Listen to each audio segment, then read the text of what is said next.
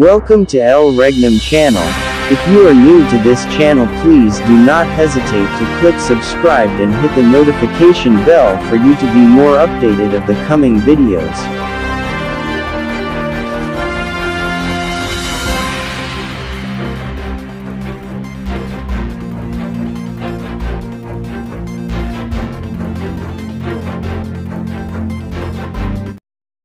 Mga kapatid, ganap na ang 2,000 taon na sukat ng panahon sa pagbabalik ni Kristo sa sanglibutan. At tayo ay nakapasok na sa 1,000 taon na si Kristo ay maghahari kasama ang kaniyang mga bayan para masubaybayan natin ang buong katotohanan na buo ang programa ng The Kingdom of God sa palatuntunang consummatum est, na ang ibig sabihin ay natapos na ang lahat. Sabihin ko sa inyo na consummatum est sapagkat natapos na ang mga gawain ng Diyos sa pagkatapos ng 2,000 taon ni Kristo, na ito rin ang pagkatapos ng 6,000 taon mula nang magkasala si Adam. Sa ika-6,000 taon ay natapos ng Diyos ang kanyang mga gawang ginawa, at sa ika-7,000 taon siya ay nagpahinga.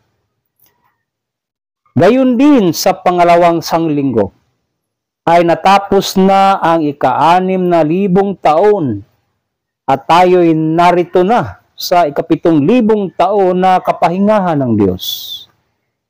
Dahil dito, kinakailangan sa mga tao ang paghahanda para mabago ang sarili, nang sa gayoy hindi na maibalik ang nangyari ni Adam na habang nagpahinga ang Diyos. Si Adam ay nagkasala noong unang panahon.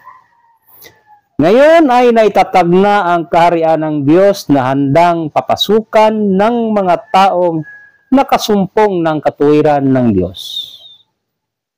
Isang mapagpalang oras po sa ating lahat. Bago po ako magbigay ng tema ngayon, nais ko po munang hingiin ang gabay at magpasalamat at magbigay galang at pugay sa aming mahal nga Supremo, ang aming dakilang guro, na siya nga nagtatag ng kaharian ng Diyos sa bagong Jerusalem. Walang iba, His Majesty Supreme King Philemon Undok Riambonansya. At ganun din sa lahat ng mga mahal na reyna sa buong royal family, at sa ating namuno ngayon sa kaharian ng Diyos sa katauhan ni mahal na Prinsipe Rocky Riambonansya, na siya ring Chairman President ng The Royal Alpha Omega Ring Trading Corporation. Ganun din kay King Adolfo Riambonansya, ang Chairman President ng Philippine Deuterium Development and Management Corporation. Sa lahat ng aking mga kasamahan, ang mga Board of Directors ng The Kingdom of God, na mga 12 disciples ng ating dakilang guro, na na-assign sa bawat rehiyon, ganun din ang mga regional directors mula Region 1 hanggang Region 12, ganun din sa regional director na na-assign dyan sa NCR, sa Caraga, maging sa mga kapatiran natin na mga Balik Islam, ganun din sa Region 13, at sa lahat ng mga provincial leaders na na-assign sa bawat probinsya ng buong Pilipinas, sa ating mga municipal at city leaders, at ganun din sa ating mga hari o mga reyna, ng ating mga barangay leaders sa dibino gobyerno ng Diyos na siyang kaharian ng Diyos na naitatag ni Malhari dito sa bansang Pilipinas noong July 27, 1982. Meron po itong 10 years transitional period, kaya pagka 1992, sa buwan ng July ay naparehistro po ito sa Securities and Exchange Commission at na-renew sa taong 2014. So, kailangang i-rehistro ito sa ating gobyerno para masunod natin ang banal na kasulatan sa Roma 13:1 hanggang 2. Na kailangan ang lahat ay magbigay din galang sa ating gobyerno ngayon, sapagkat yun din ay ayon sa kaloob ng Diyos, lalong-lalo na dito sa bansang Pilipinas. Ngunit ang pinakahigit sa lahat, mga kapatid, ay yung gobyerno ng Diyos na ito yung kaniyang tinago noong unang panahon habang si Adam ay nagkasala. Kaya yan po ang ating introduction kanina, mga kapatid. Kaya sa lahat din ng mga nagsubaybay sa ating programa from time to time dito po sa El Regnum Channel, na sa ganitong paraan tayo po ay makapagpatuloy sa mga utos ng ating dakilang guro na ipahayag hindi lamang dito sa Pilipinas ayon sa banal na kasulatan, maging sa buong mundo, na ang mabubuting balita ay ipahayag sa buong mundo, yung gospel of the kingdom of God. Walang ibang mabubuting balita. Ito lamang tungkol sa kaharian ng Diyos.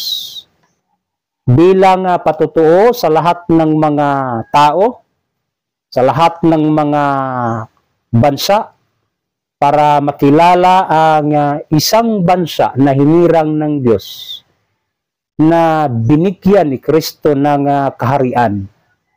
At ang pinapatunayan ng aming dakila guro na siyang nagtatag ng kaharian ng Diyos, na ang bansang Pilipinas ay siyang bansa na binigyan ni Kristo ng kaharian ng Diyos. Kaya nandito na po sa bansang Pilipinas ang kaharian ng Diyos na noong una ay nandoon sa bansang Israel.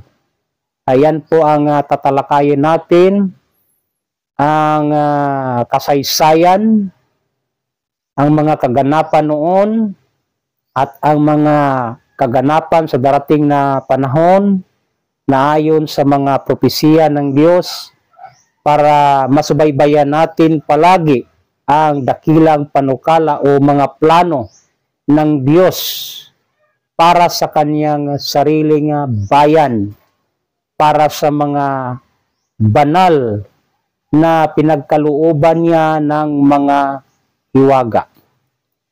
Kaya ang panahon natin, mga kapatid, ay ang pagpapahayag sa mga hiwaga ng Diyos na tinago niya sa lahat ng mga henerasyon, ngunit ngayon ay ipinag-alam sa mga banal para matupad ang hula ni Daniel na dumating ang panahon na ang mga banal ay silang nanunungkulan, sila ang humahawak ng authority ng kaharian ng Diyos.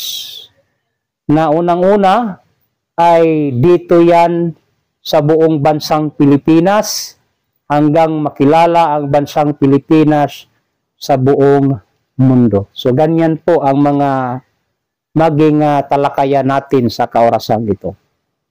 Kaya isang mapagpalang oras din sa lahat ng mga kasamahan ko dyan sa Region 2 no? Ang mga provincial leaders, municipal down to barangay. Ganun din ang aming isa sa mga leaders sa kaharian ng Diyos na sa kasalukuyan ay nandoon ngayon sa London, no, sa UK. Si Reyna Shirley del Rosario. Ganun din kay Prinsesa Claribel Baltasar na nasa Kuwait. Kaya yung mga kalagayan ng mga bansa ngayon na maraming mga pagbabago ay hudyat po yan ng mga sinyalis na talagang nandito na tayo sa wakas ng panahon. Yung wakas ay yung pang-7 milenyo. Pero hindi pa talaga totally wakas ang 7th millennium sapagkat ang 1,000 years ay sa kasalukuyan nandito pa tayo sa pang 25 years. Itong taong 2025, mga kapatid, ang ibig sabihin nito ay ang 1,000 years sa pang-7 milenyo ng Diyos ay sa kasalukuyan 25 years na po tayo. Kaya marami pang mga taon na mangyayari sa mga panukala ng Diyos na ang sentro po dito ay ang kaligtasan na sinulat sa banal na kasulatan na ang magtitiis hanggang sa wakas ay siya lang magliligtas, maniligtas. Kaya importante sa atin bilang mga anak ng Diyos na marunong tayong magtiis, na marunong tayong maghintay sa mga plano ng Diyos para sa ating lahat. Pero sa isang kondisyon na dapat hanapin muna natin ang kanyang kaharian, yung kaharian ng Diyos, at ang kanyang katuwiran. At lahat ng bagay ay pawang idaragdag. Yung salitang pawang, hindi mo na kailangan pang hingiin. Kasi lahat ng pangangailangan ng tao to sustain life, para tayo'y mabuhay ng matagal tungo sa pangako ng Diyos na tayo'y magkaroon ng buhay na walang hanggan. Na kasama natin si Kristo sa kanyang paghahari, umpisa sa loob ng 1,000 taon. Nag-umpisa na po yan kapagkat narito na po tayo. Ulitin ko sa introduction natin sa pangatlong araw ni Kristo. Tapos na yung 2 araw, tapos na yung 2,000 taon kasi ang isang araw ng Diyos, mga kapatid, ay 1,000 taon. Kaya natapos na yung 2,000 taon. Ganon din, natapos na yung 6,000 taon mula nang nagkasala si Adam. Kaya yung programa natin na consummatum est, ganap na yung sukat ng panahon sa paghihintay ng Diyos sa kanyang pagbabalik para siya'y magtatag ng sariling gobyerno o divino gobyerno ng Diyos na gagalaw ito sa unti-unting panahon. Unang-una dito sa Pilipinas at ito'y maging panyag ang divino gobyerno ng Diyos, mga kapatid, dito sa bansang Pilipinas pagkatapos ng 20 presidents. Tapos na yung 10 at dito na tayo sa pangalawang 10 na tapos na yung 5 mula kay President Ramos hanggang kay President Duterte. At sa kasalukuyan, ang magiging kalagayan ng bansang Pilipinas ay dito na po tayo sa 5 mga pangulo na lang. No? 5 presidents. Pagkatapos nito ay wala nang maging political leaders ang bansang Pilipinas. Yan ang panukala ng Diyos, mga kapatid. Na pagkatapos sa termino ng ating President BBM, ibig sabihin ay 4 na lang na magiging Pangulo ng bansa. So yun ang political form government. Pagkatapos niyan ay wala na pong political leaders na manunungkulan sa bansang Pilipinas mula central office sa gobyerno natin ngayon down to barangay. So papalitan po yan ng manunungkulan sa gobyerno ng Pilipinas, sa divino gobyerno ng Diyos, ay yung mga pinagkalooban ng katungkulan na kung tawagin ay mga hari. Meron ding mga reyna. So ito yung kingship na maging makikita. Talagang ito ay malalaman ng mga tao, hindi lamang sa Pilipinas, maging sa buong mundo. Sapagkat ang nakahula na mayroong 5 bansa na maging haring bansa sa buong mundo, ito'y naibigay po natin na topic sa mga nakaraan bilang reminders lang po sa ating pag-uusap ngayon, parte ng ating pagpapahayag na ito yung destiny ng Pilipinas na pang-5 bansa, the last nation, ayon sa plano ng Diyos na pinakita doon kay Hari Nabucodonosor habang ang mga taga-Jerusalem ay naging bihag sa bansang Babylonia. Doon ito pinakita sa pamamagitan ng panaginip. Kaya kung tutuusin po natin mga kapatid, ang mga dakilang plano ng Diyos ay long term. Pinapaalam niya noong unang panahon, no, sa Millennium 4. Imagine, ang planong ito sa pagtatag sa kaharian ng Diyos ay pinapaalam niya sa sanlibutan, lalong-lalo na doon sa Babylonia. Naging witness dito ang mga tao noon na naging kasangkapan ng Diyos para matupad ang kanyang plano.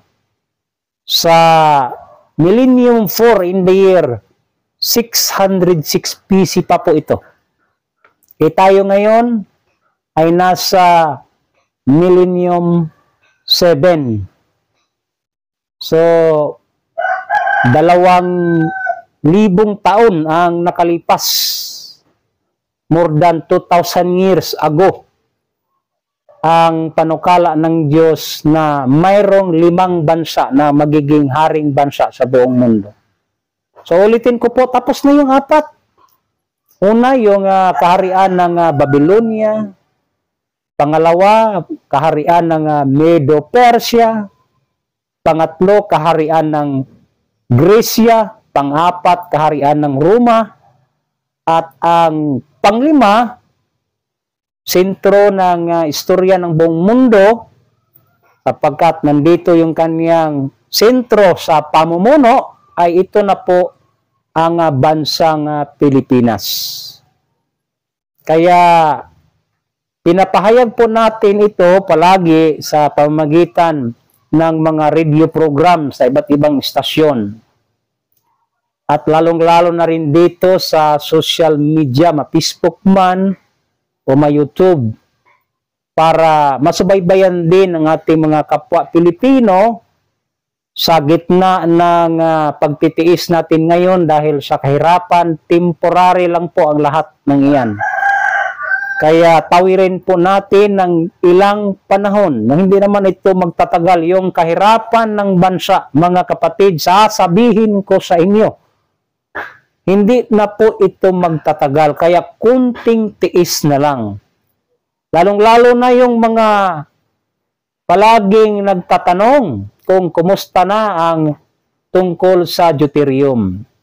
Mga kapatid, hindi pa matatapos yung termino ni President BBM. Itong remaining 4 years sa panukala ng Diyos, kasi nakapropesiya na rin ito, ay ito po yung sentro yung pang-enerhiya, yung energy fuel ng bansang Pilipinas. All resources pertaining to energy fuel, kasama na ang deuterium, meron ding mga depositor na galing sa fossil fuel, ay yung tinaguriang mga natural gas. So, iba kasi yung natural gas kaysa yung deuterium, kasi ang deuterium ay hydrogen. Pero ang natural gas galing sa fossil fuel, habang ang deuterium ay natural deposit po yan na H2. Kaya kasama po yan sa magiging panukala ng ating presidente, mga kapatid. Kaya meron pong lumabas na balita, no? So today, pangalawang araw na lumabas yung balita na napirmahan na ng ating Pangulo ang isang batas na bigyang pansin yung mga resources na mag-booster sa ating ekonomiya. Pero yung tungkol sa deuterium, mga kapatid, darating ang takdang panahon na mabibigyan din ng pansin sa loob ng 4 na taon. So wag lang po tayong magmamadali. Meron ng mga panukala na ang focus ngayon sa remaining 4 years ng ating Pangulo, ulitin ko po, ay ang patungkol sa natural resources, yung fuel, energy fuel, para ang Pilipinas ay magiging center of trade sa fuel energy para sa buong mundo. So, kasama po yan, bahagi po yan sa mga panukala ng Diyos, bahagi po yan sa programa ng kaharian ng Diyos, sapagkat yung salitang lahat ng mga bagay ay pawang idaragdag sa ating lahat. Hindi po yan pawang idaragdag ng Diyos kung hindi natin masunod ang kanyang protokol, mga kapatid. Ano ang protokol? Dapat unahin muna ang paghanap sa kaharian ng Diyos. So, hindi mo na kailangang lumakad kung saan-saan o umalis man sa bansang Pilipinas. Kahit nasa bahay kayo, paano ba natin mahanap ang kaharian ng Diyos kung masumpungan lang po natin ang mga programa na nagpapahayag tungkol sa kaharian ng Diyos? Ay mahanap po natin ito, na sana maintindihan ninyo unti-unti kung ano itong kaharian ng Diyos. Hindi po ito isang relihiyon, kasi ang the kingdom of God ay non-religion. Hindi po ito isang sectarian denomination, sapagkat ang kingdom of God ay non-sectarian. Welcome po ang lahat ng mga nasa sekta kung kayo po ay mag-embrace sa plano ng Diyos. So wala pong sikta, so bihira lang o walang sikta ang nakahanap sa kaharian ng Diyos. Ayon sa aming dakilang guro na walang sikta ang nangaral sa kaharian ng Diyos. Maliban lang sa ngayon na meron ng mga sikta na naging affiliated sa kaharian ng Diyos ayon sa 12 tribes ni Israel, na ang kanilang aral ay mula dito sa kaharian ng Diyos, para malaman ng buong Pilipinas. Kailangang marami sana ang gagawa nito. Hindi lang isang beses sa isang buwan, kundi sa lahat ng pagkakataon na ipagkaloob sa atin, ay bigyan po natin ng pansin, lalong-lalo na ang inutusan ng ating dakilang guro na huwag kayong titigil sa pagpapahayag tungkol sa kaharian ng Diyos, tungkol sa mga panukala ng Diyos, at sa ibang mga bagay na naaayon sa kaniyang kalooban para tayong mga Pilipino ay ariin ng Diyos. Ariin tayong ganap sa kanyang harapan para ang bansang Pilipinas ay magiging banal na bansa. Na ang banal na bansa ay mayroong umpisa, na mayroong siyudad na tatawagin na banal na siyudad na siyang sentro ng pamumuno o pamahala ng kaharian ng Diyos. Walang iba, dito lang po yan sa banal na siyudad ng Pilipinas, ang Dapitan City. Kaya yan po na mga dapat nating gawin, na mag-focus tayo sa ating kanya-kanyang gawain tulad ng isang katawan na mayroong iba't ibang bahagi na may kanya-kanyang gawain. Huwag lang po nating pansinin yung mga paninira ng mga nasa paligid, kasamahan man o hindi, Pilipino man o hindi. Huwag nating pansinin ang mga paninira ng tao. Normal lang po yan na nais nilang sirain ang plano ng Diyos.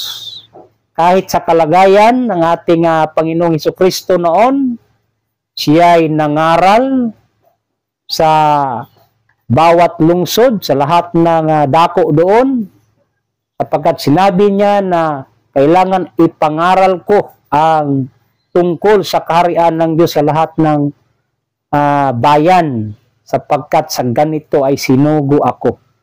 Siya isang sugo o Kristo.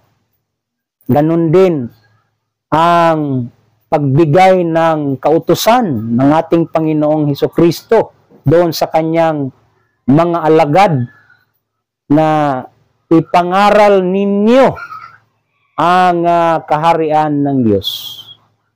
Kaya ganun din sa ating kalagayan, maraming mga pagsubok sa ating buhay.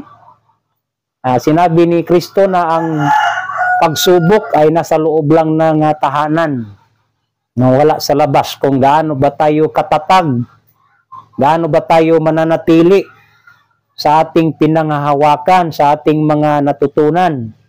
Kasi pag ma-discourage tayo doon sa mga bagay na ating narinig, sa mga paninira ng tao, manghihina tayo, mawalan ng gana, lalong-lalo na sa pagbigay aral sa kaharian ng Diyos.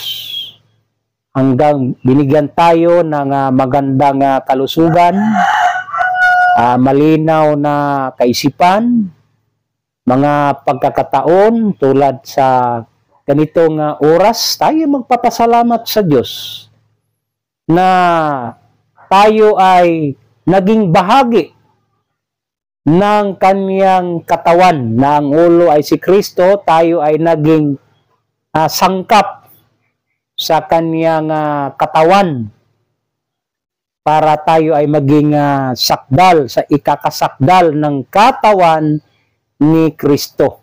Paano ito maging sakdal kung ang mga pinagkalooban ay hindi man gumagalaw? So, maging mabagal ang panukala ng Diyos. Kaya ito po ang ating isa sa mga itataguyod bilang pagsunod sa mga kautusan ng Diyos na ibigay alam sa mga tao na ito yung mabuting balita, sapagkat ito ay ikabubuti ng sanlibutan, lalong-lalo na sa bansang Pilipinas. Na itong mga nasa sikta, mga kapatid, ay hindi na kailangan natin yang magkaroon pa ng mga debate. So we will respect kung ano mang mga katuruan ninyo. Ang importante, ibigay nyo ang mabuti sa mga tao para ang mga tao, lalong-lalo na dito sa bansang Pilipinas, ay magbalik loob sa Diyos. Na sana, wala ng mga sugarol, mawala na yung sugal. Paano ba mawala ang sugal, mga kapatid? Pag wala nang magsusugal. Yan ang pagwala ng sugal. Pag wala ng isang magsusugal, lalo na yung sabong na manok o ano pa mang klaseng sugal, illegal man o legal, basta sugal, ay hindi iyan karapat-dapat sa harapan ng Diyos. Yung mga bisyo, mga kapatid, na nakakasira sa katawan ng tao, yung paglalasing, na speaking of paglalasing, mga kapatid, dahil sa mga, kung noong unang panahon, na habang ang mga anak ni Israel, yung mga taga-Jerusalem, yung mga Hudyo, ay naging bihag sa bansang Babylonia sapagkat pinabihag ng Diyos para makapag-umpisa siya sa kanyang dakilang plano sa pagbuo na mayroong 5 bansa ang maghahari sa buong mundo. Yung mga anak ng Diyos ay tinuruan ni Belsasar, yung anak ni Nabucodonosor, na maglasing. Yung ginamit niya, ayun pa na mga kopa ni Haring Solomon mula sa templo na dinala doon sa Babylonia. Kaya nagalit ang Diyos. Kaya merong isang kamay na nagsulat doon sa wall na nakasulat ay mini tekel upharsin, na binilang ang Diyos, tinimbang ang Diyos. Yung sukat ng panahon sa bansang Babylonia, pinagkalooban lamang sana ng 70 years ang bansang Babylonia. Ngunit sa tinuruan man ni Belsasar sa paglalasing ang mga anak ng Diyos, kung hindi iyon pinigilan ng Diyos, ay walang maliligtas kasi mga anak ng Diyos ay magiging lasinggero. Paano sila mamuno sa kaharian, sa bayan na kanyang pinili noon sa bansang Israel kung sila ay makauwi na sa Jerusalem? Kaya nagalit ng Diyos, mga kapatid, doon sa paglalasing. Kayong mini tekel upharsin, yun po ay galit ng Diyos na tinuruan ni Belsasar ang mga anak ng Diyos na sa gawaing paglalasing. Kaya kanyang pinaikli ang panahon. Instead na 70 years, ay ginawa lamang itong 68 years. Kaya lumabas ang sugo na galing sa Persia sa katauhan ni King Cyrus the Great na pauwiin ang taga-Jerusalem, yung mga Hudyo, at itayo muli ang bahay ng Diyos. Yan po ang pagpaikli ng panahon. Na meron sanang grace period na pagkaloob ng Diyos, pero along the way, kanyang inoobserbahan kung nasa ayos ba ang ganiyang mga anak. Pero kung wala naman, ay talagang God will do something to save His own people. Kaya yan po ang sinabi ni Kristo noon, na kung ang panahon ay hindi pinaiksi, ay walang maliligtas. At malibang paikliin ang mga araw na yaon, ay wala lamang makaliligtas datapwat. Dahil sa mga hirang, ay paikliin ang mga araw na yaon. So, mayroong mga hirang, yung mga pinili ng Diyos pa, na paikliin. So, tapos na po ang pagpaikli ng panahon noon. At ganon din ngayon. Sa kasalukuyan, ang pinaikling panahon ay ang taong 1982. So, yan po ang pinaikling panahon. Kaya 1982, nabuo ang kaharian ng Diyos. no? 18 years bago ang pangpitong milenyo. Kasi ang panukala ng Diyos, mga kapatid, sana ang kaniyang kaharian ay itatayo sa pangpitong milenyo. Kasi yan ang pangatlong araw ni Kristo. Kaya mayroon mang pagpaikli. Kasi sa haba ng panahon, kung pangpitong milenyo na itatayo ang kaniyang kaharian, anong mangyayari sa Pilipinas? Wala nang maliligtas sapagkat lahat ng mga tao ay hindi makapaghanda sa panukala ng Diyos. Kaya matagal po ang paghahanda.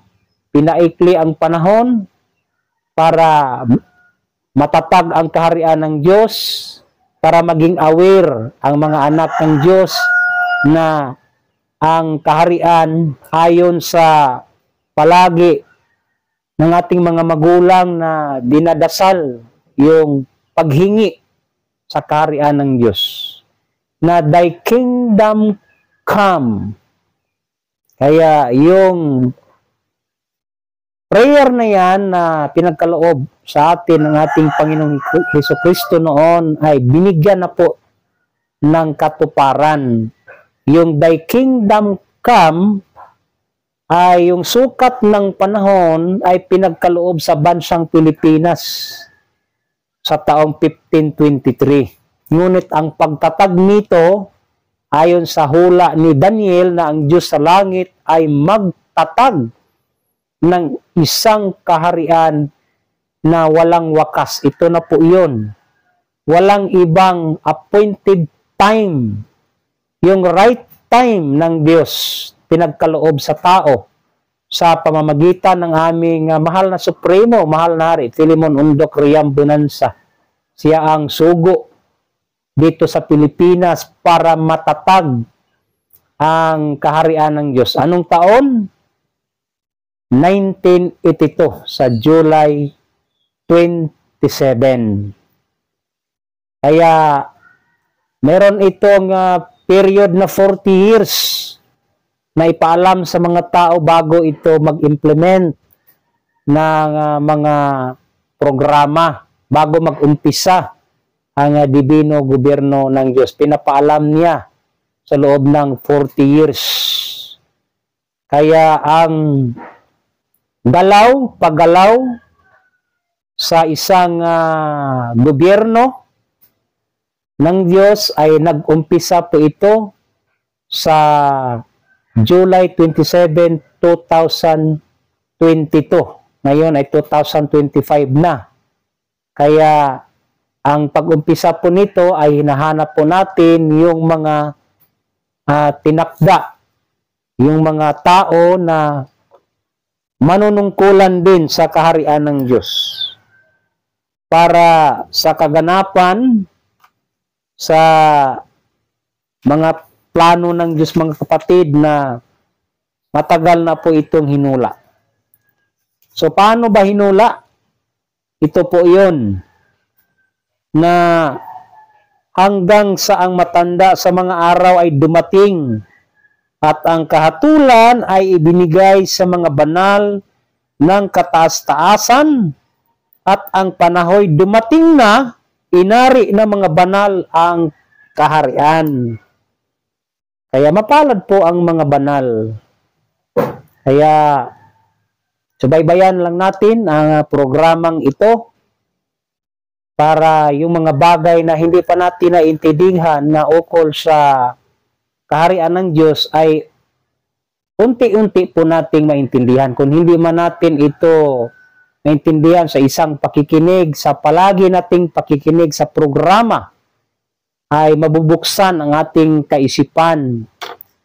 Tayo po ay magkaroon ng liwanag sa kalagayan sa bansang Pilipinas, na maintindihan natin bakit nagkaroon ng mga iba't ibang trahedya. No? Kasi bahagi po yan ng plano ng Diyos na magkaroon ng digmaan sa bansa laban sa bansa, kaharian laban sa kaharian, magkaroon ng kapighatian, magkaroon ng lindol o ano paman, sapagkat ang mga bagay na ito ay sinabi ni Kristo na hudyat ng pag-umpisa. Ano yung umpisa? Yung sabi niya, umpisa ng mga kapighatian. Kasi ang kapighatian ay bahagi po yan ng pag-purify ng mga anak ng Diyos na kinakailangan magsipasok tayo sa kaharian ng Diyos sa pamamagitan ng kapighatian.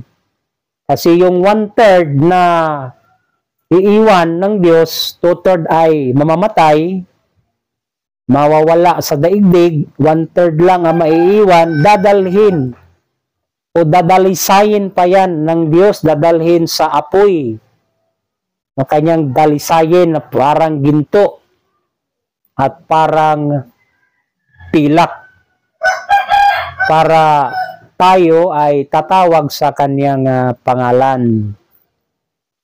Kaya yan po ang panukala na parating ang panahon na totally mawala na yung mga gawain na hindi naayon sa kalooban ng Diyos. Mawala na yung sugal sa Pilipinas. Pag ipagkaloob na sa atin yung kanyang wealth, yung everlasting deuterium deposit. So yan po ang pawang, no? Isa sa mga pawang na idaragdag ng Diyos sa bansang Pilipinas. Provided, unang-una na nahanap natin ang kaharian. So hindi na po mahirap hanapin ang kaharian. So baybayan lang po natin, sundan lang po natin ang programa na naukol sa kaharian ng Diyos. At malaman natin na nandito na pala sa bansang Pilipinas, isunod po natin yung kanyang katuwiran. So, maraming bagay na maging batayan ng Diyos para tayo'y magiging matuwid. Unang-una, mahalin natin ang ating kapwa gaya ng pagmamahal ng ating sarili. So, reflection po yan na kung ang isang tao ay hindi nagmahal sa kanyang sarili, sa kanyang katawan, sa material, sa kabuuan, spiritual and material, paano siya magmahal sa kapwa-tao? Kung sa kanyang sarili ay pinabayaan niya. So, hindi na rin yan papansinin yung ibang kalagayan, lalong-lalo na sa kapwa-tao. Kapagkat sinulat na luwalhatiin natin ang Diyos sa ating katawan. Kaya importante din ang pangangalaga sa katawan, iwasan ang mga masasamang bisyo na nakakasira sa katawan, bahagi po yan ng kautusan ng Diyos, at kung ano ang mabuti sa lupa ay siyang ating kakainin para tayo ay maging matuwid o ang katuwiran ng Diyos ay masunod po natin. So kung ano yung kanyang kalooban, no? Yung mga kanyang parutuntunan, yung kanyang mga batas, mga kautusan, tamang daan, at yung pag-alaga, yung pagmamahal natin sa ating sarili. Sapagkat sino man ang sumira sa katawan ng banal ng Espiritu ay puputulin ng Diyos. So, ibig sabihin, hindi maging recipient sa kanyang pangako na buhay na walang hanggan. So, mga kapatid, ang isentro po natin ngayon, ito kanina, ano lang po yan, no? Mga synopsis sa mga bagay-bagay na konektado sa panukala ng Diyos. Na kung tayo po ay naghahanap, maliban lang yung mga tao na nakahanap na, pero yung mga tao na hindi pa nakasumpong sa katuwiran, lalong-lalo na hindi pa nakahanap sa kaharian ng Diyos, kung hanapin po natin ito, kailangang basahin po natin ang banal na kasulatan. Mula sa Henesis hanggang sa Revelation. At ang mga nakasulat, lalong-lalo na ang mga propesiya, ay iakma po natin sa mga kaganapan dito sa daigdig. Lalong-lalo na ang kaganapan sa isang bansa na sentro ng pagtatag sa kaharian ng Diyos. Kaya basahin po muna natin itong sulat ni Jeremias, mga kapatid, na ang sabi ng Diyos, at sa anumang sandali ay magsasalita ako ng tungkol sa isang bansa at tungkol sa isang kaharian upang itayo at upang itatag. Yan ang kanyang pinakasintro na maraming mga bansa sa buong mundo, ngunit isang bansa lang ang magiging sentro. Isang bansa, isang kaharian upang itatag ang kaniyang dibino gobyerno ng Diyos. Na kung alamin natin ang istorya ng kaharian, paano ba maghanap? Paano tayo mag-search ng isang bagay ay kailangan alamin natin, mga kapatid, ang mga sukat ng panahon sa mga kaganapan. Ayon sa ating introduction, nalaman na natin na tayo pala ay nasa pang-7 milenyo na siyang kapahingahan ng Diyos. Alamin din natin ang tungkol sa buhay, involved na po dyan ang siyensya. Paano tayo magkaroon ng magandang kalusugan? Paano tayo magkaroon ng mahabang buhay tungo sa buhay na walang hanggan? Siyensya po yan. At alamin din natin ang kasaysayan ng buong istorya ng Diyos mula sa buhay hanggang doon sa kanyang panukala para sa buhay, para sa kabuhayan, para sa isang gobyerno sa buong mundo na mag-umpisa sa isang bansa. Kaya merong istorya sa daigdig, mga kapatid. I-summarize lang po natin kasi sentro isang bansa na sana ang kaharian ng Diyos o dibino gobyerno ng Diyos ay itatag sana ito sa bansang Babylonia na siyang Mesopotamia noon. Kaya yun ang pinakaunang lugar sa lahat ng mga lugar sa daigdig. Yun ang pinakaunang lugar sa istorya ng Diyos sa loob ng 20 generations from Adam to Abraham, na doon sana ito itatag. Kaso, ang kalagayan ng Mesopotamia na mayroong sinyalis o palatandaan na napalibutan ng ilog. Kasi ang lugar na banal, mga kapatid, pag ang Diyos ay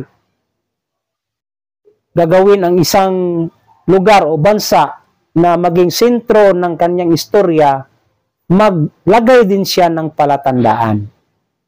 So ano yung pinakapalatandaan sa Mesopotamia? 2 ilog. Ang Mesopotamia ay napalibutan ng 2 ilog na isa lang ang source mula Turkey, nag-split into 2, yung Tigris at saka Euphrates River, at doon ito nag-exit sa Persian Gulf. Kaya yan ang, yung gitna, yan po ang Mesopotamia. So yan ang unang banal na lugar. Kasi ang Diyos, mga kapatid, hindi siya titira sa isang lugar na hindi banal. At maging banal din ang isang lugar ayon sa deklarasyon ng Diyos. Diyos din ang nagpabanal. Bakit naging banal ang isang lugar? Diyos ang nagpabanal. Kung saan siya titira, ang lugar na yan ay maging banal. Kaya, from Adam to Abraham, bago umalis si Abraham sa Mesopotamia, ang naging sentro ng mga kaganapan sa mga panukala ng Diyos ay ang bansang Mesopotamia. Doon sana itatag ang gobyerno ng Diyos. Ngunit ay pininding ng Diyos, hindi niya tinuloy doon sapagkat ang kabanalan ng Mesopotamia ay nadungisan ng kasalanan ng mga tao. Kasi hindi man pwede na itatag niya ang kanyang kaharian sa isang makasalanan na bansa, yung bansa na hindi banal. Kaya nawala ang kabanalan ng Mesopotamia, nilipat ng Diyos. Doon na ito sa lupang pangako. Kaya ang sentro naman ng Diyos, mga kapatid, ay wala na sa Mesopotamia. Ang ikalawang tahanan ng Diyos, ikalawang naging banal na bansa sa harapan ng Diyos ay ang banal na syudad sa Jerusalem sa bansang Israel. Kaya ang bansang Israel ay banal na bansa, pangalawang bansa. So ang istorya ng Diyos sa bansang Israel, kasi doon man tumira sa lupang bangako si Abraham hanggat sa panahon ni Isaac, hanggat doon kay Jacob. Si Jacob ay naging Israel, pinalitan ang kanyang pangalan na Israel, at ang mga anak ni Israel ay bumalik mula sa pagkailipin sa Ehipto. Pinabalik sila ng Diyos sa panahon ni Moses para maging isang banal na bansa at doon na ipagkaloob ang gobyerno ng Diyos. Kaya ang istorya sa pagbaba sa kaharian ng Diyos ay ibinaba po ito mula sa langit. Yung authority mula sa Diyos, kapangyarihan mula sa Diyos ay pinagkaloob niya sa bansang Israel sa pamamagitan ng kanyang hirang, kanyang pinahiran na langis. Yung maging hari sa kaharian ng Diyos, mga kapatid, ang tawag po dyan, Mesiyas. Sa salitang Griego, Christos o Kristo. Kristo, Mesiyas, ang magiging hari sa Israel, yung pinahiran ng langis. Yan po ang katumbas ng Kristo o Mesiyas, hari sa gobyerno ng Diyos, na noon ay nasa Israel. Kung titingnan natin ang mga sukat ng panahon mula sa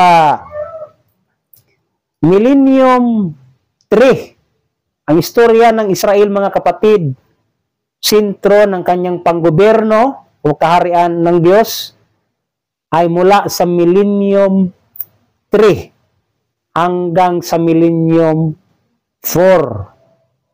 Yung sa panahon from Abraham to Jesus Christ. So ulitin ko, doon sa Mesopotamia, from Adam to Abraham. Yan ang mga henerasyon. Ngunit, ang bansang Israel naging sentro sa panukala ng Diyos. Doon pinagkaloob ang dibino gobyerno ng Diyos, kaya mayroong hari doon na kanyang pinahiran ng langis, na naging Mesiyas ng Diyos para uupo sa kanyang trono, ay mula kay Abraham. So yan ang pangako niya, mula kay Abraham hanggang kay Jesus Christ. Now, in the year 29 AD, sa Millennium 5 na, no under na ng Millennium 5, kinuha ni Kristo ang kaharian ng Diyos.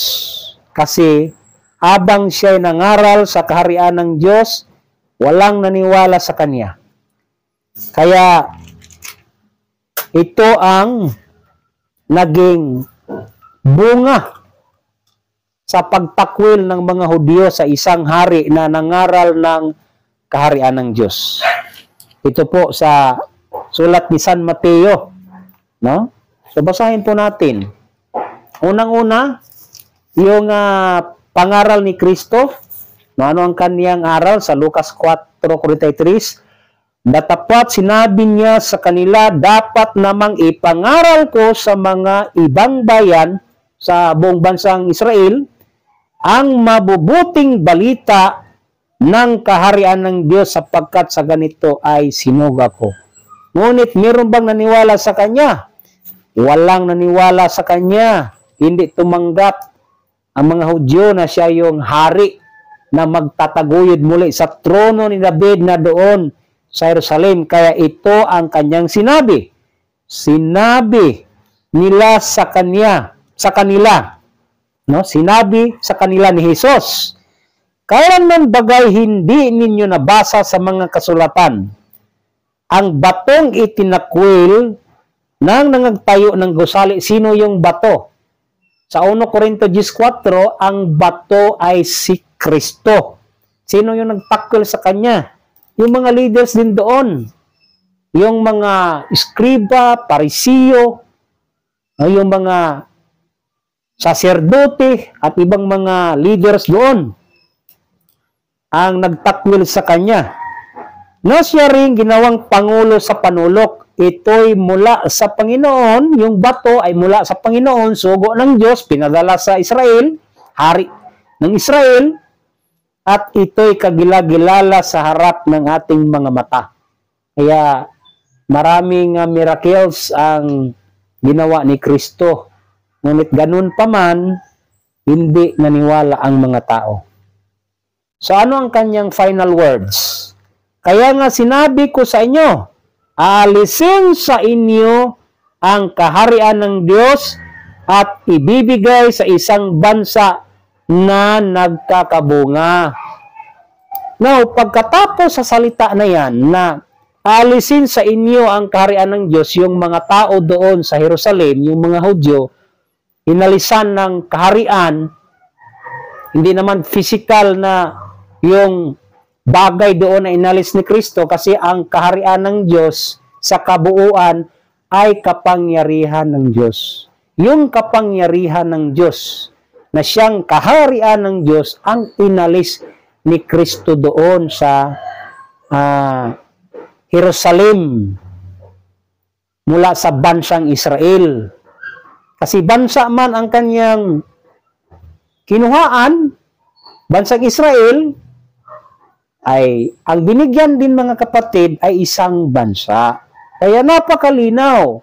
Pause muna tayo dito. Napakalinaw mga kapatid. Na kung hanapin natin, kung tatanungin natin si Panginoong Hesukristo na siya yung naglipat sa kaharian ng Diyos, Panginoong Hesukristo, nasaan na ba ang kaharian ng Diyos? Ito yung kanyang sagot. Na inalis niya ang kaharian ng Diyos mula sa bansang Israel, mula sa mga Hudyo sa Jerusalem, at ibinigay sa isang bansa na nagkakabunga. So ngayon, ang subject matter natin kung anong bansa ito, kasi sa buong mundo, marami mang mga bansa. Isa lang din na bansa ang binigyan. Kaya hango doon sa sinabi ni Propeta Jeremias na sa anumang sandali, ang Diyos ay magsasalita tungkol sa isang bansa. Ito na po yun. Tungkol sa isang kaharian, bakay na sinabi ni Kristo. Para itatag yung bansa na binigyan ni Kristo ng kaharian ng Diyos, ay dyan sa bansa na yan, itatag ang kaharian ng Diyos. In relation din doon sa propesiya ni Daniel na ang Diyos sa langit ay magtayo ng isang kaharian na mananatili magpakailanman. Everlasting or forever kingdom of God. Saan yan magaganap? Dito lang sa daigdig. Saan? Sa isang bansa. Kaya mga kapatid, hindi din natin, sa totoo lang, hindi rin natin malalaman kung anong bansa ang binigyan ni Kristo ng kaharian. Sapagkat hindi niya sinabi kung anong bansa. Bansa lang, isang bansa binigyan. Kaya ang tanong naman, anong bansa ito? Pag tao lang ang tatanungin natin mga kapatid na walang wisdom ng Diyos, ay hindi po ito mahanap natin. Kung walang tao na magsasabi na ang bansa na ito ay siyang pinagkalooban ng kaharian ng Diyos, hindi natin malalaman. Kaya sa bansa na ito na pinagkalooban ng kaharian ng Diyos, dito din sa bansa na yan, lalabas yung utusan ng Diyos para patunayan na ang bansang ito ay walang iba ayon sa plano ng Diyos. Mga kapatid, ang tao na tinukoy ko po, na siyang saksi kung anong bansa ang binigyan ni Kristo ng kaharian ng Diyos. Walang iba ang aming dakilang guro na siyang nagtatag sa kaharian ng Diyos dito sa bansang Pilipinas, sa banal na syudad, na Dapitan City. Si mahal na Hari Philemon Ondok Riambonansya. Sa lahat ng mga tao sa buong mundo, isa lang din ang nakapagpatunay kung anong bansa ang binigyan. Sa katuruan, sa pagpatunay ng aming mahal na Supremo, mahal na Hari Philemon Ondok Riambonansya, siya ang nagpapatunay hango sa mga kaganapan na konektado o ayon din sa propesiya na walang ibang bansa, bansang Pilipinas. Kaya lahat ng mga propesiya na nauukol sa bansang Pilipinas ay naganap na po. Kaya sa sunod na mga pagkakataon, isa-isahin po natin yan. Ano yung mga propesiya na nagpapatunay na ang bansang Pilipinas ay ang bansa na binigyan ni Kristo ng kaharian ng Diyos. Ulitin ko, si mahal na Hari Philemon Ondok Riambonansya. Pinagpatuloy lang po namin ang patutuo na dito na sa bansang Pilipinas. Sa makatuwid mga kapatid, wala na doon sa bansang Israel. So ito na po yung pangatlong sentro na bansa. Kasi unang-una, ulitin ko, una, Mesopotamia. Pangalawa, bansang Israel. Ang pangatlong bansa, pangatlo and the last. Wala na pong pang-apat. Wala na pong panukala ang Diyos na mabasa sa kasulatan na ililipat na naman niya sa ibang bansa. Wala na po. Ito na po yung final destination sa lahat ng mga anak ng Diyos. Ano ang kanilang final destination para sambahin ang Diyos? Dito sa bansang Pilipinas. Kaya ito na po yung sentro sa plano ng Diyos. Ito na po yung tahanan ng Diyos. Kung nasaan na ang Diyos ngayon mga kapatid, ay wala na sa bansang Israel. Nasa bansang Pilipinas na. Ibig sabihin, ang mga Pilipino ay pinili ng Diyos na tatanggapin po natin sana na ang Diyos, ang kaniyang puso ay malapit sa mga Pilipino. Tayo po ang nagiging paborito ng Diyos. Kasi yung salitang hinirang, sa lahat ng mga lahi, yan ang malapit nasa puso ng Diyos, nasa isipan ng Diyos, nasa puso ng Diyos, ulitin ko, ay tayong mga Pilipino. Kaya ayaw niya na yung mga tao na hinirang niya ay mananatili sa katigasan ng ulo tulad noon na yung mga matitigas ulo, yung mga lahi ni Israel ay sumuway sa mga kautusan, mga palutuntunan at mga batas ng Diyos, hindi sila pinasok doon sa kapahingahan ng Diyos na doon pinagkaloob sa lupang pangako. Kaya yung lahat ng mga pangako ng Diyos, ipagkaloob yan unang-una kung nasaan ang lupang pangako. Yung mga tao na nakatira, konektado sa lupang pangako, yan lang po ang tunay na tagapagmana ng kaharian ng Diyos. Tunay na recipient o tagatanggap ng mga biyaya ng Diyos. Tunay na mabiyayaan sa mga plano ng Diyos ukol sa pagkaloob niya sa atin ng buhay na walang hanggan. Kaya kung sabihin niyo, bakit pabalik-balik yung buhay na walang hanggan? Wala na bang ibang aral? Di ba yan ang pinapangarap ng mga tao? At yung simpleng salita na buhay na walang hanggan, hindi po yan simpleng bagay na kaagad-agad makamit natin kung walang ipapagawa ang Diyos sa atin. Na bilang participation, pag-participate din sa programa ng Diyos, kailangan din meron tayong gagawin na isunod. Pag nakita na natin ang kaharian ng Diyos, yan ang pinapauna. Isunod ang katuwiran. Kung ano yung mga pinagbawal ng Diyos, mga kapatid. Pati pagkain, speaking o pinagbawal, marami. Sa pagkain na. No? May mga kategori na sa pagkain na pinagbawal ng Diyos. Kasi bahagi yan sa kanyang promise na buhay na walang hanggan.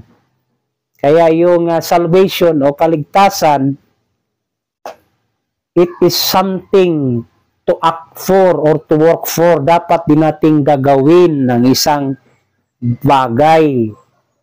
Hindi pwede na wala tayong gagawin. Ang kaligtasan, mga kapatid, ulitin ko, mayroong ipapagawa ang Diyos sa atin para tayo ay maliligtas. Tulad sa pamilya ni Noe na may pinapagawa ang Diyos. Tulad doon sa pagkaalipin, pagkabihag ng mga anak ng Diyos sa Babylonia, mayroong pinapagawa ang Diyos. Mayroong utos ang Diyos, mayroong sugo ang Diyos na sa panukala sa panahon ni King Cyrus the Great, siya ay gumawa ng isang decree na pauwiin at itayo muli ang Jerusalem, pauwiin ang mga bihag ng mga Hudyo sa bansang Babylonia. Ganun din yung pagkaalipin ng mga anak ni Israel sa Ehipto after 430 years. Mayroon bang pinapagawa ang Diyos doon kay Moses para maligtas ang mga tao? Meron. Dinala ni Moses ang mga anak ng Diyos sa ilang sa loob ng 40 years. Tinuruan sila ng mga tamang pamamaraan ng Diyos para sila'y maging isang bansa doon sa lupang pangako. Na mayroong mga dapat susundin para mabigyan tayo ng mga pinangako ng Diyos. Kung ano ang kanyang panukala noon tungkol sa mga bagay na binanggit natin, walang pagkakaiba din ngayon na meron tayong gagawin. Siguro sa iba, sa kanilang kaisipan na kung pupunta ka sa simbahan, makikinig sa pari, makikinig sa mga pastors, pag-uwi, sapat na yun. Ngayon, ang maging katanungan, nahanap na ba ninyo sa buong buhay ninyo sa pakikinig sa mga iba't ibang aral, sa mga nangangaral. Ganon din ang kanilang utos na magbigay aral para maging matuwid ang tao. Nahanap niyo na ba ang kaharian ng Diyos?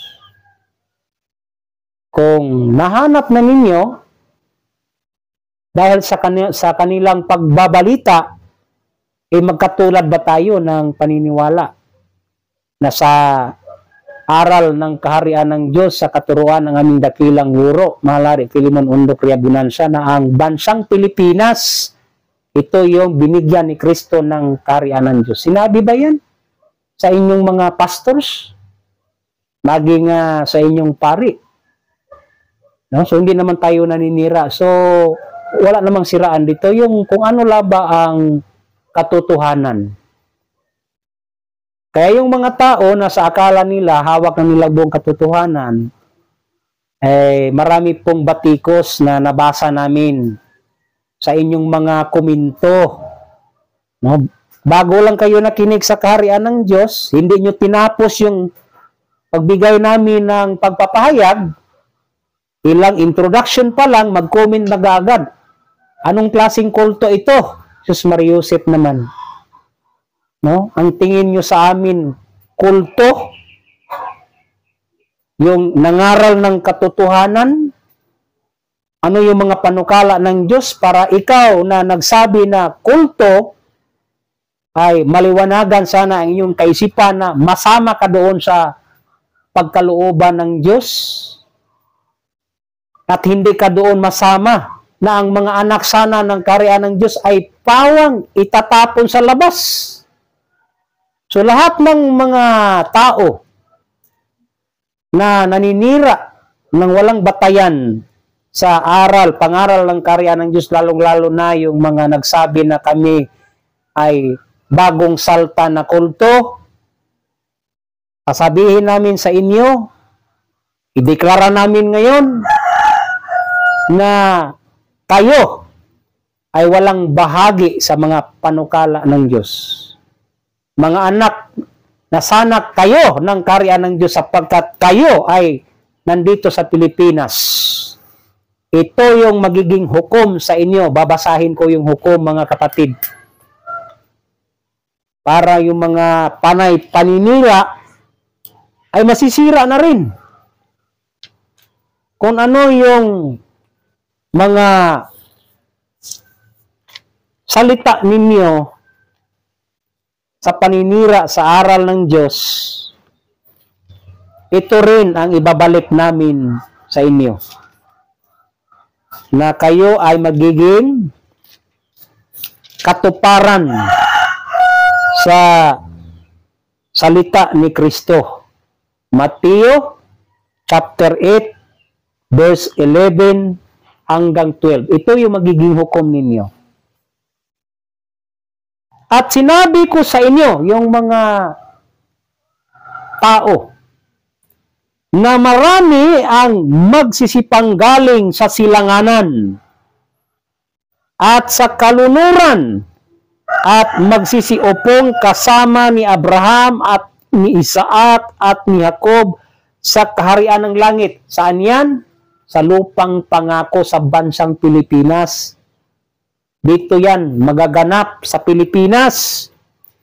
Datapwat ang mga anak ng kaharian, sino ito? Yung mga Pilipino, sana, ay pawang itatapon sa kadiliman sa labas. Diyan na nga ang pagtatangis at pangagngangalit ng mga ngipin. Kasi ayaw niyo mang tanggapin ang pangangaral ng kaharian ng Diyos. Nagbigay kayo sa amin ng inyong sariling judgment na kami mga kulto. O ngayon din, kami ay magbibigay ng judgment ayon sa panukala ng Diyos na hindi kayo maging bahagi kasi hindi kayo karapat-dapat sa plano ng Diyos. Ngayon, ano pa ang para sa inyo? Dalawang mga bahagi lang ang mga tao sa Pilipinas. Yung mga tumatanggap Sa aral ng Diyos, yun ang mga tunay na tupa. At yung mga suwail sa aral ng kaharian ng Diyos, yun ang mga kambing. Kaya dito po, basahin muna natin sino yung mga tupa at mga kambing. At ilagay niya ang mga tupa sa kanyang kanan, datapwat sa kaliwa ang mga kambing. Ngayon, ano ang sasabihin sa mga tupa, yung mga tao na inahalin tulad sa mga tupa na nasa kanan? Kung magtagayoy, sasabihin ng hari. Bakit sasabihin ng hari? Sapagkat mayroong kaharian. Walang hari kung walang kaharian. Walang kaharian kung walang hari. Kumbaga, isang diwa po ang hari at ang kaharian. Yung mga nasa kanyang kanan, sinabi ng hari, magsiparito kayo, mga pinagpala ng aking ama. Manahin ninyo ang kahariang nakahanda sa inyo, buhat ng itatag ang sanlibutan. Yan. Excuse. Ang tunay na tagapagmana ng kaharian ng Diyos, mga kapatid, malinaw, yung nasa kanan. Ibig sabihin, yung mga naniwala at tumanggap sa kaharian ng Diyos. Ngunit, ano ang kanyang gagawin bilang pagtaboy doon sa mga anak sana ng kaharian ng Diyos, itaboy doon sa labas yung mga nasa kaliwa na tinawag ng mga kambing. Ano ang gagawin sa mga kambing? Kung magkagayoy, sasabihin naman niya sa mga nasa kaliwa. Sino yung mga nasa kaliwa? Datapwat sa kaliwa ay mga kambing. Yung mga kambing. Yung mga nasa kaliwa. Magsilayo kayo sa akin. O, yun ang sabi ng Diyos. Magsilayo kayo sa akin. Kayong mga sinumpa. Yan. At pasa apoy na walang hanggan na inihanda sa diablo at sa kanyang mga anghel. Abay, dito natin malalaman, mga kapatid, yung mga anak na sana ng kaharian, ngunit suwail sa aral ng kaharian ng Diyos. Kaya, ang sa inyo, kung ano man yung mga salita ninyo, babalik din sa inyo yan, na doon kayo sa apoy na inahanda ng diablo. Kaya, hindi kayo maging bahagi sa programa ng Diyos. Doon kayo sa diablo. Kung ano yung kahinatnan din ninyo doon. Kaya, gawin nyo ng sukdo lang na ninyohang paninira sa aral ng kaharian ng Diyos. Kung kayo magbibigay sa amin ng judgment, ay babalik din sa inyo yung judgment ng Diyos. Hindi na magtatagal ay yung mga hindi karapat-dapat sa kaharian ng Diyos dito sa bansang Pilipinas, aalisin ng Diyos. In what way? Kamatayan. No? Papatayin ng Diyos yung mga hindi tumanggap sa kaharian ng Diyos. Hindi man kami nananakot, mga kapatid, kasi ang kaligtasan, na kung hinanap natin ang kaligtasan, ano ang kasabay ng kaligtasan, mga kapatid? Dito sa Apokalipsis 12:10, ang pahayag ay ganito. At narinig ko ang isang malakas na tinig sa langit na nagsabi, ngayoy dumating ang kaligtasan at ang kapangyarihan at ang kaharian ng ating Diyos. Dumating na ba? Dumating na. na itatag na 1982. Ito po yung kapangyarihan ng Diyos. Ang kaharian ng Diyos ay kapangyarihan ng Diyos. Dumating na rin ang kaligtasan. At ang kapamalaan ng kanyang Kristo. At tingnan mo, ito yung kapamalaan ng Kristo. So lahat ng mga hindi tatanggap sa kaharian ng Diyos, meron din kayong kalalagyan. Sino man yung hindi tumanggap ay aalisin ng Diyos. Kaya ito dong sinabi ni Kristo noon, katotohanang sinasabi ko sa inyo, ang sino mang hindi tumanggap ng kaharian ng Diyos, na tulad ng isang maliit na bata, ay hindi siya papasok doon sa anumang paraan. Kahit anong gawin mo, kung hindi ka tatanggap, hindi mo tanggapin ang kaharian ng Diyos. Nasaan ang kaharian ng Diyos? Hindi mo tanggap na dito sa Pilipinas. Na dito ang Diyos maghari sa bansang Pilipinas. Ano ang maging kalagayan sa mga tao na yan? Ay, hindi makapasok, hindi maliligtas. Kaya, babasahin ko rin ang mga hukom sa mga tao na ayaw nila, mga Pilipino, na ayaw na ang Diyos ay maghahari o luwalhatiin dito sa bansang Pilipinas. Ayaw nila na ang Diyos noon na itinakwil sa bansang Israel, ay ayaw nila din na dito sa bansang Pilipinas maghahari. Ito ang para sa inyo. Kayo'y magiging kaaway ng Diyos. Datapwat itong aking mga kaaway na ayaw ako'y maghari sa kanila. Saan maghari ang Diyos? Saan maghari si Kristo? Dito sa bansang Pilipinas, sapagkat ito yung binigyan ni Kristo ng kaharian ng Diyos. Magiging kaaway yung mga ayaw sa kaharian ng Diyos. Datapwat ito aking mga kaaway na ayaw na ako'y maghari sa kanila, ay dalhin ninyo rito at patayin ninyo sila sa harapan ko. Hindi man tao ang papatay sa inyo. Ang Diyos. Marami ang papatayin ng Diyos, mga kapatid. 2/3 ang kanyang papatayin at 1/3 lang ang bibigyan niya ng buhay na maging kasama niya sa loob ng 1,000 taon hanggang sa mga taon na walang wakas. Na ang Pilipinas ay maghahari sa buong mundo hanggang sa loob ng 1,000 taon. Ang lahat ng mga bansa ay magiging kasama ng kaharian ng Diyos sa buong daigdig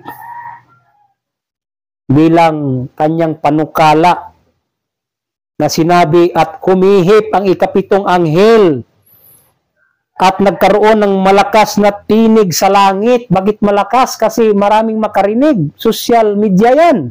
Radio program. Magkaroon ng malakas na tinig sa langit na nagsabi, ang kaharian ng sanlibutan, saan nag-umpisa? Bansang Pilipinas. Ngunit mag-spread out ito sa buong mundo. Kaya ang kaharian ng sanlibutan ay naging sa ating Panginoon at sa kanyang Kristo, at siya ay maghahari magpakailan-kailanman. Napakagandang panukala ang Diyos, mga kapatid, na ipakilala niya ang bansang Pilipinas na bansa na hari sa buong mundo. Ipakilala niya ang mga Pilipino na lahi na pinagpala ng Diyos. Nakapropesiya na rin yan, mga kapatid. na tayo yung mga lahi na pinagpala ng Diyos, yung mga bansa na hindi tatalayma sa Kanya ay wawasakin ng Diyos.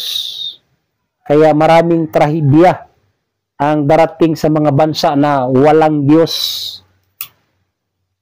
Kung tayo'y naniwala sa Diyos, kung kayo'y mayroong paniniwala sa Diyos, kasi maka-Diyos,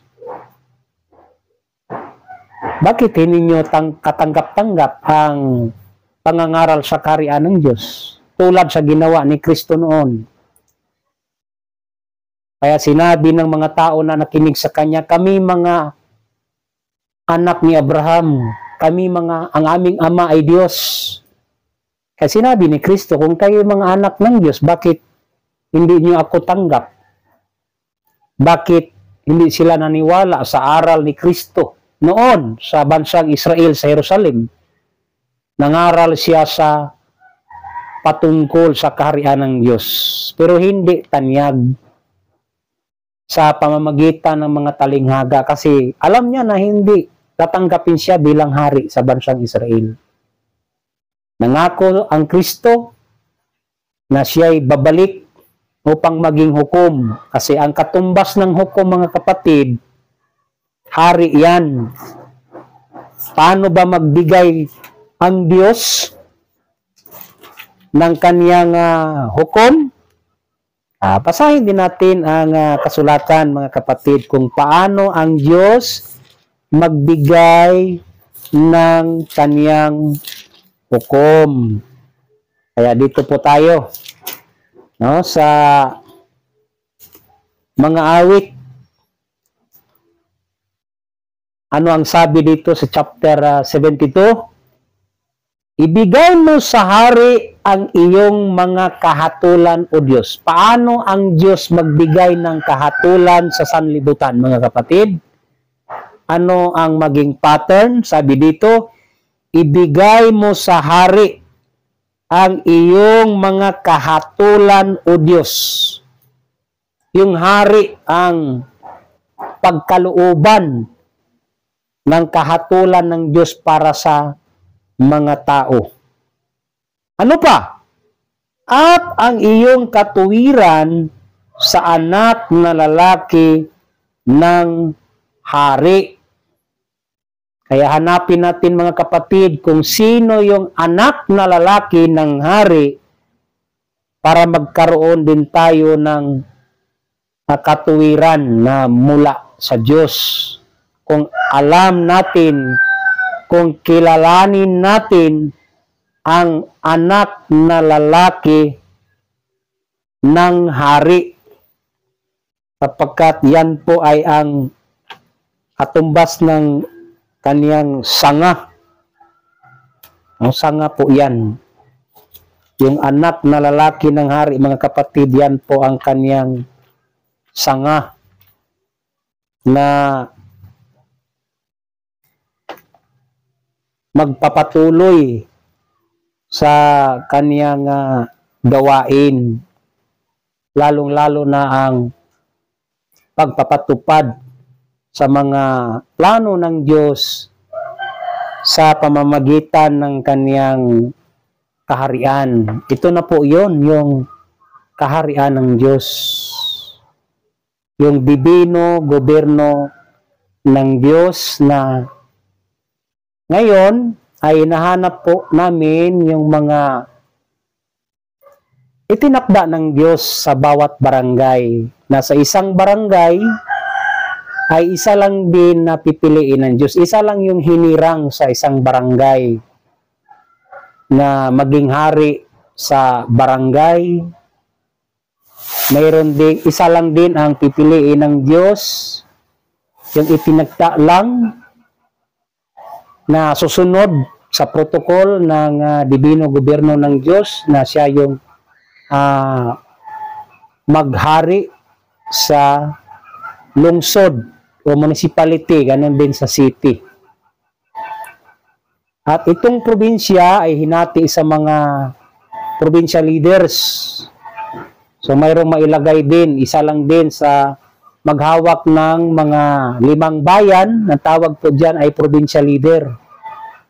So, isa lang din ang maghawak ng 5 bayan na itinakda ng Diyos. At isa lang din ang itinakda ng Diyos na maghawak ng region sa kaharian ng Diyos. Na kung marami man ang magpapakilala na sila yung regional sa gobyerno ng Diyos, ay susuriin po ninyo kung gaano yan katotoo para hindi kayo mawala sa tamang landas na yun ang inyong regional. So may pinagkalooban ng Diyos sino yung mamahala. Isang tao o bawat tao, isa lang na mamahala sa isang region, from region 1 to region 12. Meron ding mamahala sa NCR. Meron ding isang mamahala sa Cordillera Administrative Region, yung CAR. Meron din isang regional na mamahala sa Caraga Region. At meron din isang regional na mamahala sa ARMM, no, yung sa mga Muslim na ating mga kapatid. Kaya yan po ang structural form sa dibino gobyerno ng Diyos, na akatumbas po ng maging hari sa barangay. Sa harapan ng Diyos, ikaw yung ulo ng barangay, ibig sabihin, ikaw yung hari, naging hari ka sa kaharian ng Diyos sa barangay level, katumbas po yan ng isang sugo ng Diyos sa barangay level. Ang Diyos ay nagbigay ng Mesiyas sa isang barangay na mayroong isang hari na mamuno sa isang barangay. Ganun din sa bawat lungsod, sa isang bayan, ang Diyos ay magbigay ng Mesiyas, sugo, na maging hari sa isang bayan. Ganun din sa probinsya, ganun din sa region, at ganun din sa sentral. Kaya, ang ulo natin, yung nasa sentral. No? Sa kabuuan, sa pamamahala sa buong Pilipinas. Kung hindi po natin susundin kung ano yung mga kautusan na mula sa central office, anong klaseng gobyerno yan? Meron bang pinapatupad ang ulo na ikakapahamak ng mga tao sa Pilipinas? Hindi po ganyan ang dibino gobyerno ng Diyos.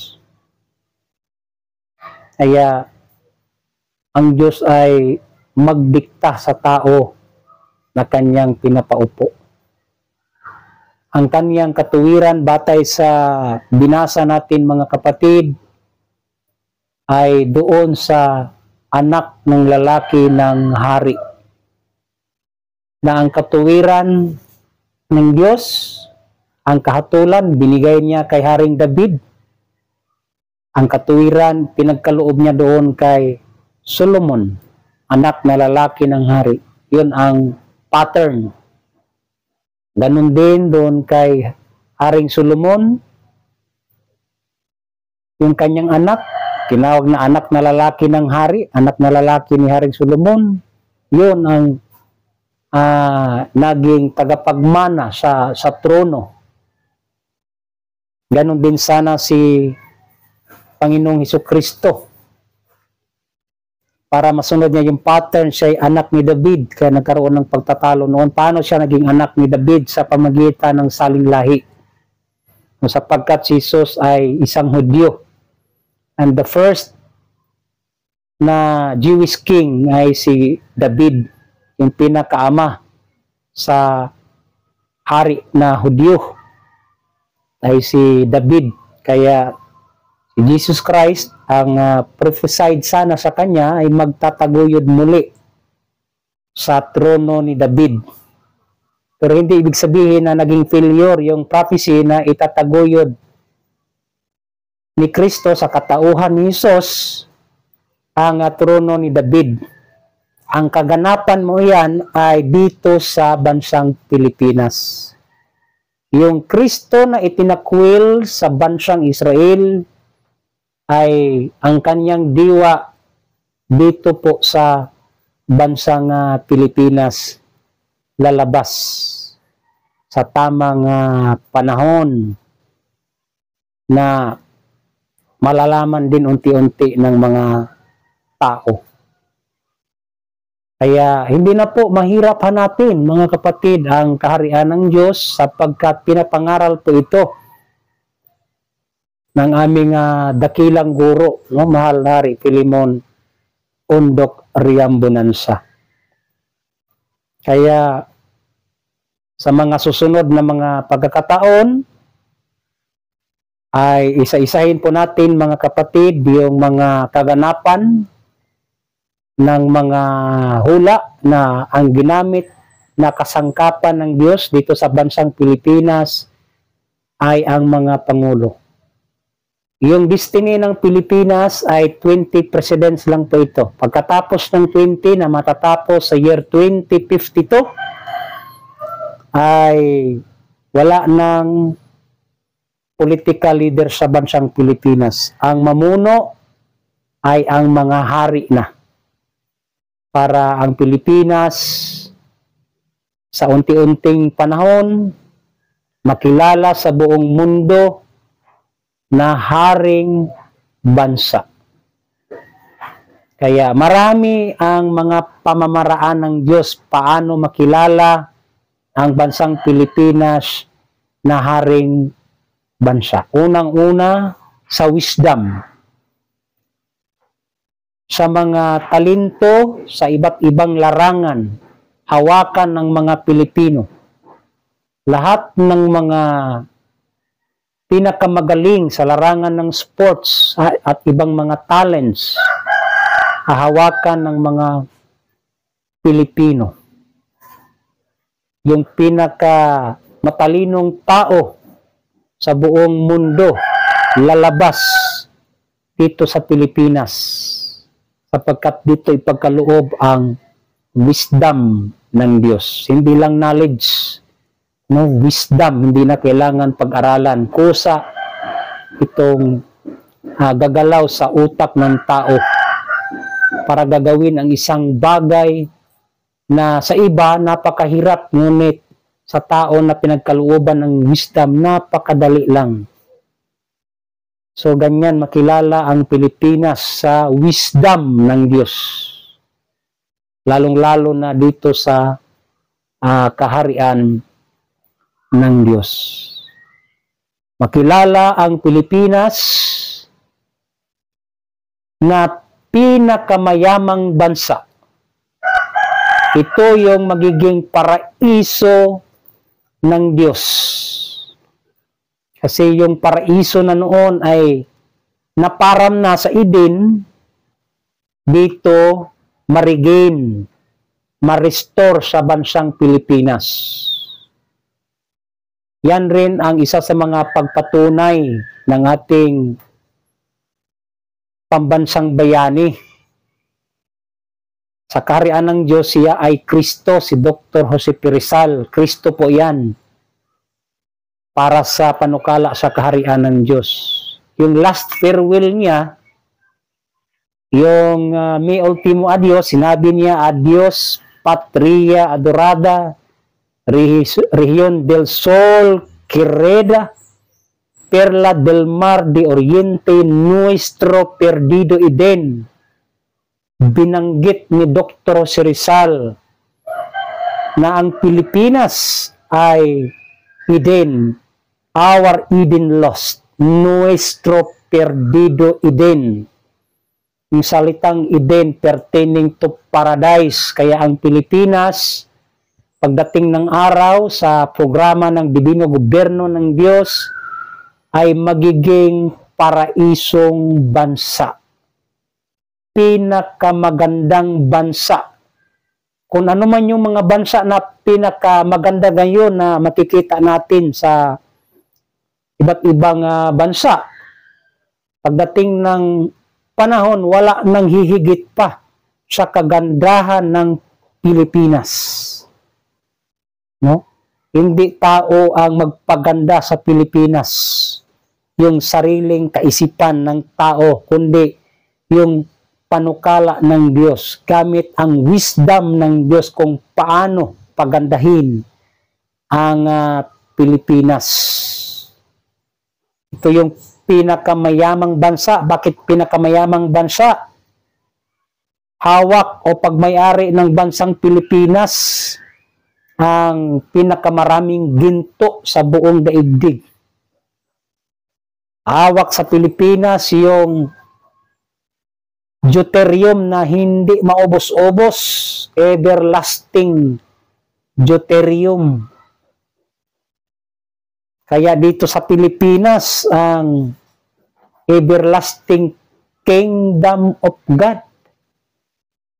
Kaya ganyan po ang tadhana ng Pilipinas, mga kapatid, na panglima, na siyang panghuling bansa na maghahari sa buong mundo, umpisa sa loob ng 1,000 taon hanggang sa mga taon na walang wakas.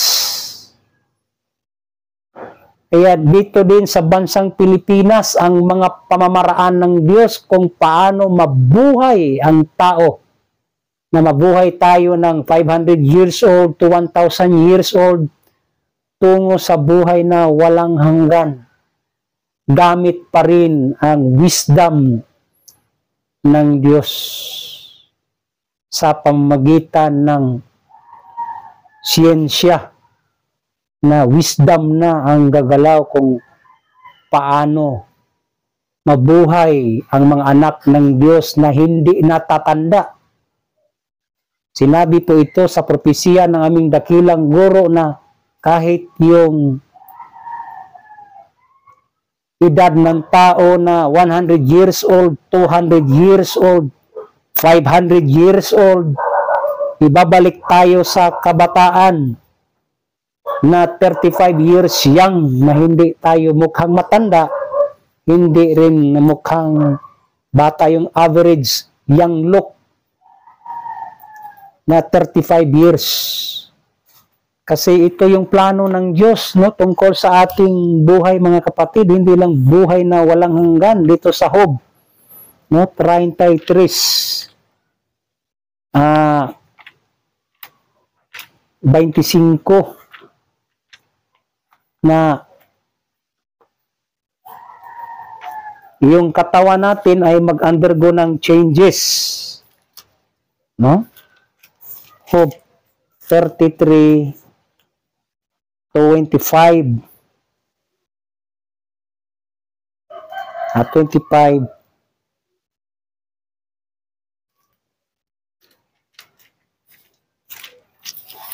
Dito pa. Kaya, sundan natin, mga kapatid, no?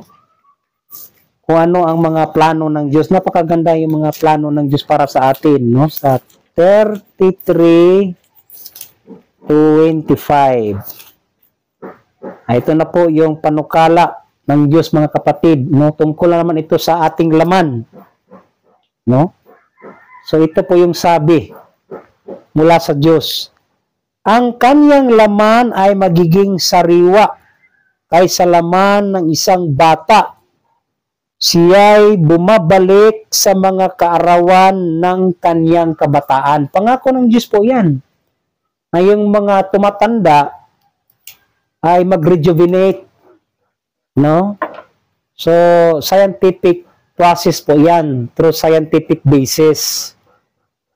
Na yung sinumpa ng Diyos ang tao, ay tumanda ang tao habang pataas na pataas ang kanyang edad. Hindi siya nanatiling bata. Pero pangako ng Diyos na pag matanda na yung tao, maabutan tayo sa panahon, tamang panahon, at ito na yung pang-7 milenyo na isasauli yung buhay. So may mga palatandaan na maging sariwa ang laman ng matanda. Tayo, yung matanda, babalik sa karawan ng kanyang pagkabata sa pamamagitan ng scientific changes sa ating katawan. Di ba ngayon mayroon ng mga iba't ibang mga food supplements na nagdudulot na mag-rejuvenate ang tao, na magmukha na siyang bata, younger looking. Yung mga senior citizen, yung 60, 70, 80 plus, ay pag younger looking na, mukha na siyang 35 years young. Para matupad ang kasulatan na hindi po mabigyan ng katuparan pagsalita ng Diyos. Kaya sa ating henerasyon ngayon, ang tao ay mag-exist na unti-unti ng 1,000 years bilang pagbigay, sa uli ng buhay na kinuha noon, na ang tao ay mabuhay sana ng 1,000 years. Ibabalik yun sa pamagitan ng huling Adam. Kaya programa po din yan ng kaharian ng Diyos. Kaya hanggang sa muli mga kapatid, ako po'y nagpapasalamat unang-una sa aming dakilang guro sa pagbigay sa amin ng kanyang kaalaman, na ito rin ang binahagi namin sa inyo para inyo ring malalaman ang mga plano ng Diyos, na ang sinto mga kapatid ay ang bansang Pilipinas para sa mga Pilipino, para sa ating lahat, sapagkat dito luwalhatiin ang Diyos. Na sa pamagitan ng aming dakilang guro, no? Ang aming mahal na Supremo, ulitin ko po, mahal na ring Filimon Ondocria Bonanza, na walang hanggang pasasalamat sa Kanya. At salamat din sa namuno sa kaharian ng Diyos ngayon, sa paggabay sa amin, si mahal na Prinsipe Rocky Ibanez Rian Bonanza. Salamat sa buong puwersa sa kaharian ng Diyos at sa pagkakataon na pinagkaloob sa atin tulad ngayon para magbahagi sa mga salita ng Diyos. At salamat din sa mga tao na tumangkilik sa ating programa, na palaging nagsubaybay sa ating programa dito sa El Regnum Channel. Maraming salamat sa aking mga new subscribers. Maraming salamat sa inyo sa suporta na binigay niyo sa programang ito.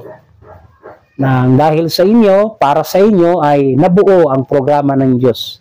Para sa akin, para sa inyo, para sa ating lahat, higit sa lahat ay para sa Diyos. Ito yung mga kapatid, na kami po, ako po ay magbabalik muli sa mga pagkakataon ay pagkakaloob sa atin. Live po tayo dito sa Purok, New Jerusalem, sa banal na syudad ng Pilipinas, itong Dapitan City, Shrine City of the Philippines. Maraming salamat at God bless everyone.